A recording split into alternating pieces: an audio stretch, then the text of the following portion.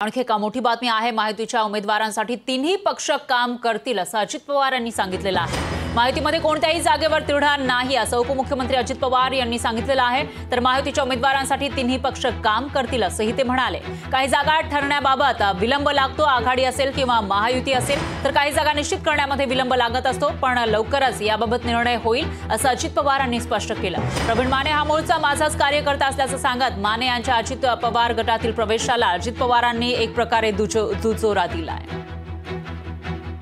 तुम्हीच आम्हाला दाखवता चॅनलला ही जागा तिढा निर्माण झाला, त्या जागेवर तिढा निर्माण झाला, पण मला असं काही वाटत नाही कोणाच्याही बाबतीमध्ये फार टोकाचं। ठीक आहे, वेगवेगळे राजकीय पक्ष असल्यानंतर त्याच्यामध्ये थोडेसे वेगवेगळे मतप्रवाह असू शकतात, मनुष्य स्वभाव आहे, पण त्याला फार काही महत्त्व द्यावं असं मला वाटत नाही। साधारणतः किती दिवस लागतील सगळा तिढा सुटायला? जे आपले उमेदवारांचे अर्ज भरण्याची शेवटची तारीख त्या फेज नंबर 1, 2, 3, 4, 5, 6, 7 मध्ये आहे, त्याच्यामध्ये उमेदवारी अर्ज भरण्याच्या शेवटच्या तारखेच्या आत त्या ठिकाणचे तिढे सुटताना आपल्याला पाहायला मिळेल।